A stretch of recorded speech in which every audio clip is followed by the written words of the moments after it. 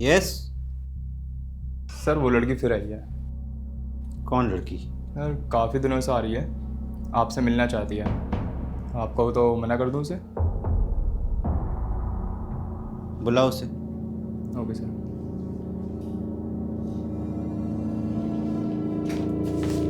Sir से थोड़ा तमीज़ से बात करना। नमस्ते सर। आओ, यहाँ बैठो।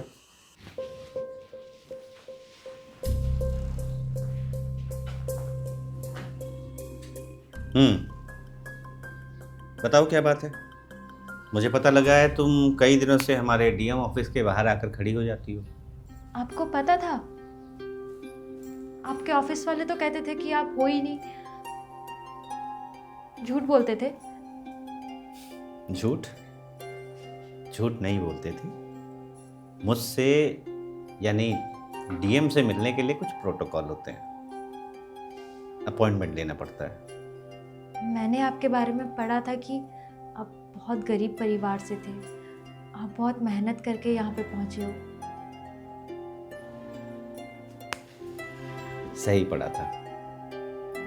मेरे पिताजी ने अपनी ज़मीन बेच दी थी मुझे पढ़ाने के लिए। पर मेरे बाबूजी के पास तो ज़मीन भी नहीं है सर। मतलब? मैं पढ़ना चाहती हूँ सर, आपकी तरह। पर मेरे पिताजी के पास ना ही ज़मीन है ना ही पैसा।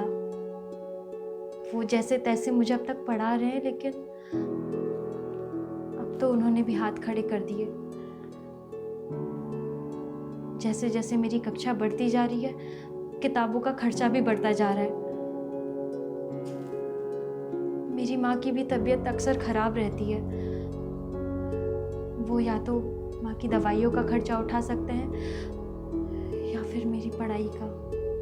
तो सरकारी स्कूल में पढ़ो, वहाँ सरकार ने सारी सुविधाएं दी तो हैं। मैं सरकारी स्कूल में ही पढ़ती हूँ सर, पर वहाँ पर भी तो किताबें बाहर से खरीदनी पड़ती हैं। ऐसे बहुत सारे बच्चे हैं सर जो पढ़ना चाहते हैं, लेकिन उनके माँ बाप के पास इतने पैसे नहीं हैं। पैसों की तंगी की वजह से वो या तो अपने बच्चों को पढ़ा ही नहीं पाते या फिर कुछ ही कक्षाओं तक पढ़ा पाते हैं। सबके माँ बाप अमीर नहीं होते ना सर। तो मुझसे क्या चाहती हो? सर, बच्चों की चिकित्सा और स्वास्थ्य फ्री करवा दीजिए। क्या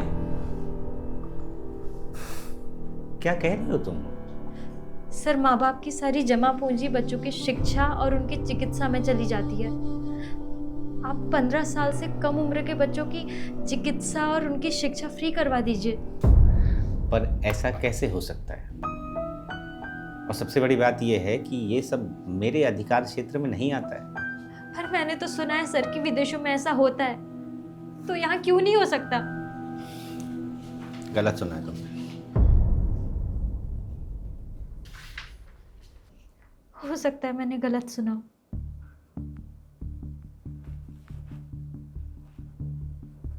लेकिन बात तो सही है ना सर। हमारे देश के ऐसे कितने प्रतिभाशाली बच्चे हैं जो महंगी शिक्षा और महंगी चिकित्सा की वजह से या तो समाज की मुख्य धारा में ही नहीं आ पाते या तो इस दुनिया में ही नहीं रह पाते। तो ये गलत बात सही क्यों नहीं हो सकती सर? बच्चे भारत का भविष्य हैं सर, लेकिन ये महंगी चिकित्सा और महंगी शिक्षा की वजह से बच्चों का भविष्य अंधेरे में है।